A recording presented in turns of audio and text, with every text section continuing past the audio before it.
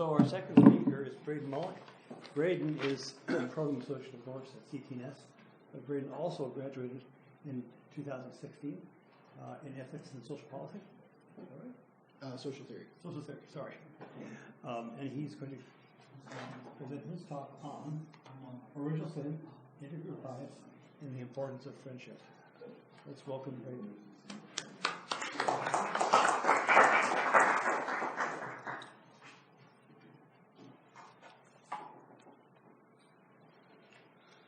Thanks.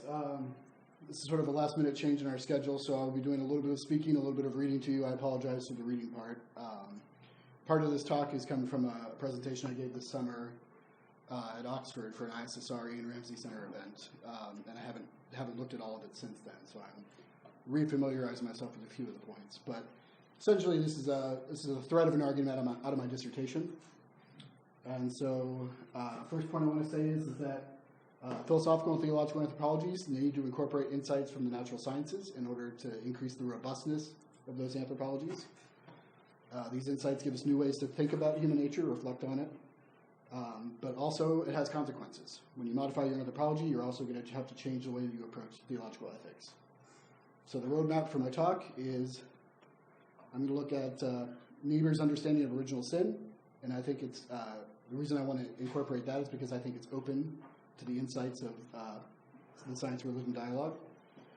I'm going to look for what I call a new evolutionary metaphor or a biological anchor for original sin, and I'll eventually land on intergroup bias. The slippage from intergroup preference to intergroup bias, I'll explain that in a couple minutes. And then finally, I want to see how that impacts the way that we view friendship and virtue ethics. So, I believe that Niebuhr's anthropology is open to insights from the natural sciences for several reasons. Having insufficient time to give these reasons a full exposition, I briefly touch upon three of them. The first is how Niebuhr viewed science and religion. The second lies within the structure of his anthropology itself. And thirdly, Niebuhr rejects a literal interpretation of the fall and blames Augustine's acceptance of it as a consequence of his argument with Pelagius. Niebuhr believed that science was challenging the place of personality in the universe. By personality, he means the self-consciousness and freedom of reality, which included God as creator, the entirety of creation, as well as self-conscious individuals. Science gives people a view of the universe that is impersonal. Niebuhr also believed that technology, which he referred to as applied science, has compounded the problem because large, complex societies increase the impersonal nature of reality. This is a problem for ethics because the less personal things are, the less people tend to care. So a loss of personality makes it harder for humans to be ethical.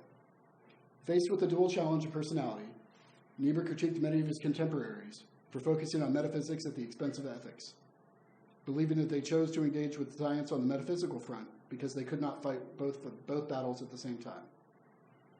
The solution, according to Niebuhr, is for Christianity to argue against scientism's overly deterministic claims. I'd argue that the work that science and religion has done since Niebuhr has passed on would continue upon this kind of legacy that he had.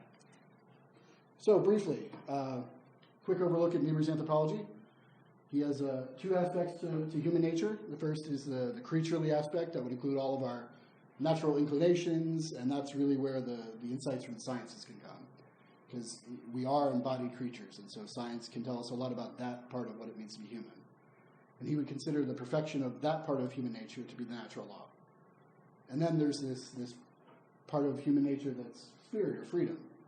It's the self-transcendent aspect that allows us to see ourselves as both subject and object. And the perfection of this part, he argues, is the theological virtues. A couple quick definitions. Niebuhr refers to sin as turning away from God and towards one's own self. It's considering your needs at the expense of others. And this becomes really problematic in groups. He'd argue that one-on-one, we can do an okay job, but there is a reason he called the book "Moral Man, Immoral Society," because he really felt that it was almost impossible for groups to act ethically. So, original sin. Something that's really important for Niebuhr is he wants to uphold human responsibility. So he can't say that because we inherited this, that we're off the hook. Niebuhr says, no, sure, you have this predisposition, but you're still responsible for your own action. He does not put sin within human nature itself, and so therefore he's famous for saying that sin is inevitable, but not necessary. It's a product of our nature. It was bound to happen, but it didn't have to happen. And we'll unpack what that means in a minute, and specifically in the sciences. He also often refers to original sin as anxiety plus sin. Anxiety for Niebuhr is a real driving force for sin itself, but he argues that it can cut both ways. Anxiety can do great things. It can spur us on to solve problems that we have. But it also, in a world that's contingent, it forces us to look to our own interests at the expense of others, which we're back at sin. So, in my reading of Niebuhr, he says that neither Augustine nor Pelagius are entirely right, but he eventually sides on the Augustinian side because the pervasiveness of sin is taken more seriously. So, Augustine, just quickly, disagreed with Celestius, one of Pelagius' followers, and Pelagius on several points. So Pelagius would say, death is not a punishment for sin. Humans were mortal before Adam sinned.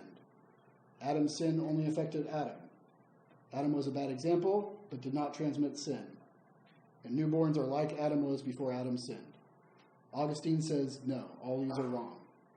And I don't really have time to go into it, but I think that Niebuhr would be sympathetic to at least two, possibly three of these points. And so I think that Niebuhr is really trying to find an argument that's somewhere between Augustine and Pelagius in the matter of original sin.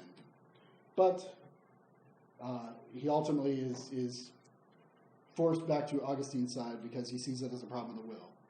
And so I want to reference Bob's work on the free will defense. I don't have a lot of time to get into it, but Bob has a chapter in his cosmology book where he looks at, is there something in physics, in nature, that points to the inevitability of sin?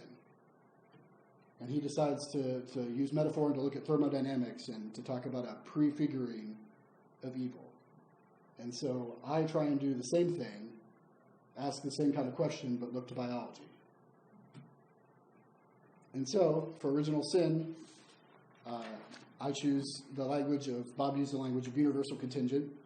Because I'm looking at biology and evolved life, I don't want to make a universal argument because the position I eventually land on is a phenomenon only found in certain animals right now. So that's why I want to use the language of a new evolutionary metaphor or a biological anchor, because this may not be universal to all life.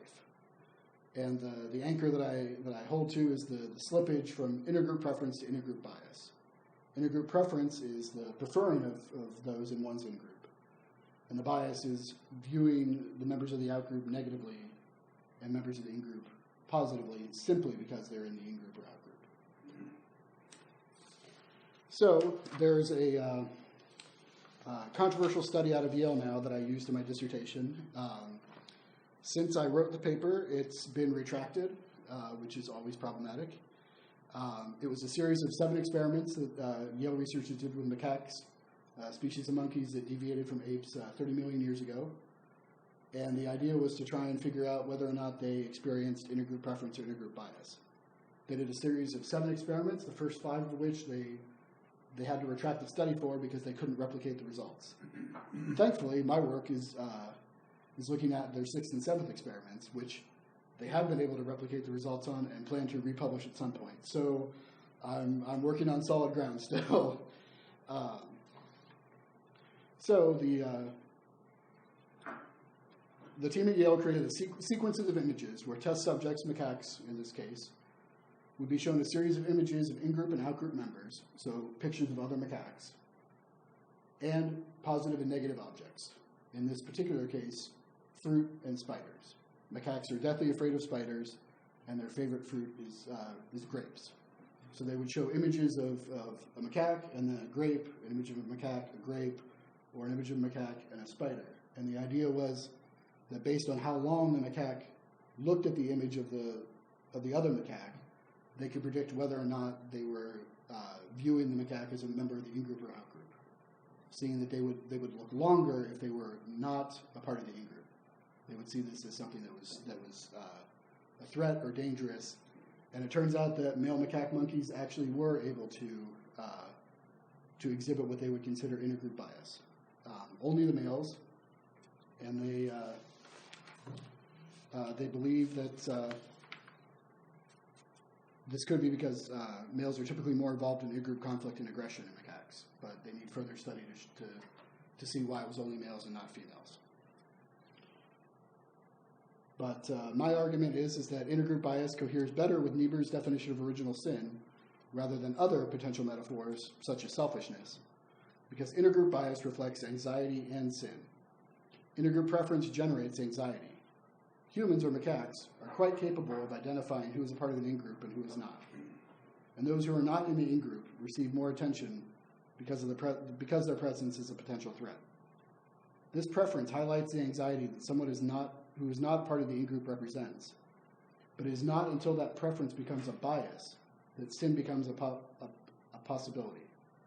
It is one thing to identify another as part of a different group and worry that their presence could potentially pose a danger. But it is another thing to view that individual negatively simply because they are not a part of the in-group. Even if it is expected that organisms would care more about those closely related to them, this kind of argument does not hold up because humans, and surprisingly even macaques, are capable of delineating between in-group and out-group using arbitrary, that is, non-biological markers. They thought that only humans would be capable of doing that, but it turns out the macaques could also use non-biological criteria to create in-groups and out-groups. Selfishness can apply to groups, but often when it is used in reference to evolution, it is describing individual behavior necessary for an organism to pass on its genes. Intergroup bias, on the other hand, is inherently social. Individuals possess this bias, males and macaques more so than females, but the bias itself is built around group membership. This understanding also fits with the attention that Niebuhr gives to the social dimension of sin. Finally, intergroup bias is related to Niebuhr's understanding of original sin because of the issue of responsibility. How are humans responsible for sin if it is something they inherit? Niebuhr wants to keep people accountable for sin while still holding to the doctrine of original sin, as well as keeping sin out of human essential nature. Selfishness as a metaphor for original sin cannot maintain this distinction. Selfishness, evolutionary speaking, would be helpful and possibly even responsible in order to exist and reproduce. If this is passed down from generation to generation, it becomes a part of human essential nature and raises the question of whether people are responsible if their genes made them do it. Of course, such an argument would be overly deterministic. However, if we appeal to intergroup bias, there is room to separate responsibility and essential nature. Intergroup preference is itself not a bad thing. The problem is when preference becomes bias. So finally, I want to turn to the issue of friendship. And so my argument is that when you take intergroup preference and bias into account, you really need to look at the way that friendship is dealt with, particularly in virtue ethics. So Aristotle had three forms of friendship. There were friendships of pleasure, friendships of utility, and what he called genuine friendship. Genuine friendship was the only form of these that it was important for the moral life. And that kind of friendship could only exist between equals. So in Aristotle's mind, that would be people of similar means, of similar reputation. So he could only experience genuine friendship with other Athenian gentlemen. And in fact, he would say that there's a limit to the number of people you can have genuine friendship with, and often he would suggest that cohabitation would be an important part of that. To live together, to spur one another on to achieve the virtues. Aquinas would say that genuine friendship only can exist between a Christian can only have genuine friendship with another Christian because they both have the same supernatural end. He says that you can't have genuine friendship if you can't will the supernatural end for somebody. So if somebody is an atheist or follows a different religion, Thomas would say that the friendship can't be on the same level that it would be between two Christians. And so I would say that these kinds of understandings of genuine friendship are too restrictive in light of intergroup bias. And that following that can lead to in-group myopia, where you see the needs of the people that are in your group much more in focus than those who are in the out-group. Similar to the way that glasses can help you correct not being able to see things that are far away. understanding intergroup bias and being aware of that can help you to work against in-group myopia. And I point to studies that have been done with the large communities to point that to say that this actually can make a difference in how you view other people. So large communities are communities where people with intellectual disabilities live with caregivers. And these caregivers sort of give up their status. They are considered the core members of society. The core members of society are those who are in need. And they often choose whether or not to accept new people. There are ways to bring caregivers into the community. And scholars would say what the caregivers are engaging in is a form of downward mobility, where they're giving up status in order to help. And so they've done fMRI studies with them, but I think one of the interesting things is they came up with a new game theory game to play with people, what they call a novel rescuer task. And so what the people are watching is they're watching a thief interact with just an anonymous person. And every time the thief steals from the person, the observer can choose whether or not to give some of their money to the victim. Now, they use play money, but at the end of the day, you could actually walk away with actual money. So there was something at stake. I think it was a 10-to-1 exchange. So if you had 1,000 fake dollars at the end of the day, you could actually walk away with $100. So the idea was that it wasn't just theoretical; that there was some kind of tangible, material benefit that you could get from playing the game. So every time that you would choose to replenish the victim's money, the chances of the thief catching you increased. And if the thief caught you, you would lose all of your money. So it turns out that large caregivers had a significantly higher rate of sharing than the control group. And it turned out that large caregivers were actually 2 to 3 times more likely to give to the point of sacrifice. I wish I had the graph, but it isn't actually published yet. But I actually know the team that was doing this through research that CTS has done through the STARS program. And at a conference, they showed a graph where the average large person was this generous.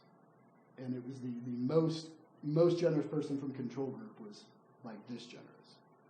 So even the most selfish of the large caregivers was still more giving than even the most altruistic of the control group. And so my argument is that this large community has really shaped people in the way that they view friendship, and that has affected the way that they have empathy for and care for even complete strangers.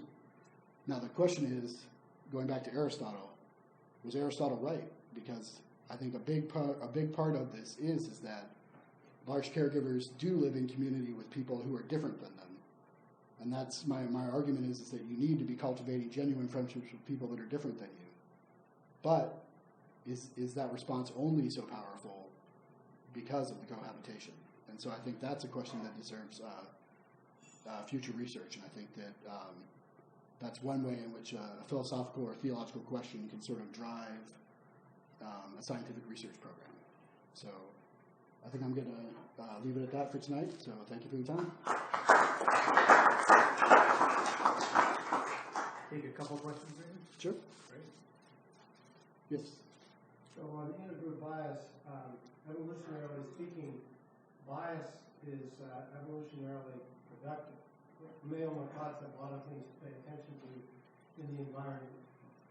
So to the extent that bias works, evolutionarily speaking, in other words, they develop a certain number of impressions about an outgroup. They come to a conclusion that outgroup is threatening. They don't have to go through a lot of attention the next time it comes around because they use bias to identify, and in evolutionary terms, they're driven to do that. They got to pay attention to other things, get away from looking at that. They recognize it as a threat and move on. Mm-hmm. So it's hard to see how that is original sin, how humans deal with that bias once they recognize the whole way this system is working. That is understandable. But the reason that people develop bias is because it's a highly effective way to quickly deal with the environment. Yeah, well, I would argue that I don't think that macaques are engaging in original sin there. So that would be my first thing, is that I might push original sin to other pre-modern human hominids, but I certainly wouldn't take it that far down the evolutionary ladder to say that the Yeah, macaques but would. it's going to help they're up the chain to higher Right. order organisms. And so I think basically bias is a very, very quick way to deal with the environment. right, but it's like you said, it's the effects of that bias, and that's why I like to use the language of the movement from preference to bias, because for me, implicit in bias is the valuing. With that comes behavior. With that comes, attacking or avoiding or stigmatizing. So I guess I would say that the preference for me is the large part of what you're talking about, and for me, the bias, at least in humans, is that step beyond it. It's the response that you don't have to do. And so that's what allows me to hold Niebuhr's distinction, to say that we're still responsible because this preference is inherited and it's something that has been useful, evolutionarily speaking, but there's nothing that forces us to go that extra mile and to assault the neighbor or to denigrate the neighbor. It's one thing to identify the threat, it's another thing to actually act on that threat then. I was actually wondering in the same way, because isn't selfishness similar in that acting selfishly provides a benefit, but the selfish motivation doesn't require action? Say more about that last Well, part. you can deny a selfish instinct or a selfish, I'm using instinct not in the biological sense, but Right. in the sociological sense. You can deny a selfish instinct. You can say, well, yes, to use your large example, I should not help somebody because I get more money. Mm-hmm. But that denial is a choice, whether it's selfish or whether it's group. So why are you distinguishing between the intra-individual and the intra-group bias? Well, I think that because I think you have to deal with sin on both levels. So I'm choosing to start at the individual level. All right. But I think look at the state of our country. I mean, Yeah. we can absolutely look at how intergroup bias is prevalent, whether it's in political affiliation or how one views the protests that are happening around the national anthem currently. So I don't think it has to be one or the other. I'm just in the dissertation I had to choose to work on the individual level. Have you done any looking into Girardian mimetic action and bias? Because it's a very interesting interlink between them. No, I haven't, but that's a great question. It would be a good way to move forward. Is that one way to then alleviate the negative aspects of bias? Then is through scapegoating. Okay, let's thank Braden. And I should say a special thanks because Braden stepped in just 2 days ago when our other speaker was sick. So thank you very much for doing that. Mm-hmm.